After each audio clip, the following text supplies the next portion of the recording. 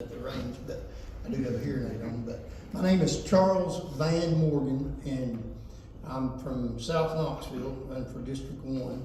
I'm the only son of a widow, and we moved there when I was about 4 years old, and I'm 60 now, so I've been there about 56 years. So I know how to fight bullies. I didn't have somebody to stand up for me except for my mother. She did a pretty good job of that.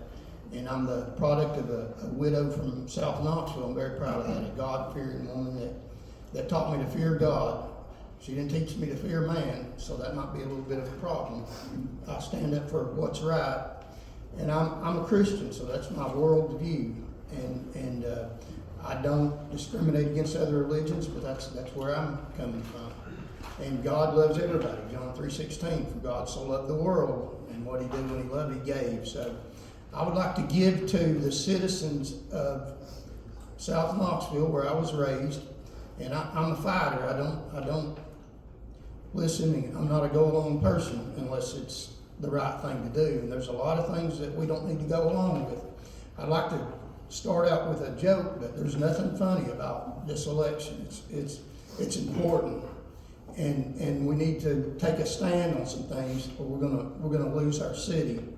Now, you know, they've closed the Gay Street Bridge, and they're telling you that it's only going to be for pedestrians, and they're trying to close all roads and make us all walk. And you can't even turn right because they're going left. And we need to open up the roads for traffic. We need to open up the roads for traffic, and we need to support our economy. You know, roads are how milk gets to stores. They don't get on the back of bicycles.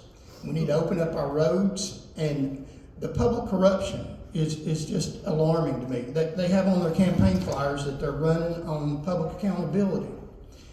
And yet they it's almost funny, except the reality of it. They hired a police chief from Louisiana and covered up his how he got hired.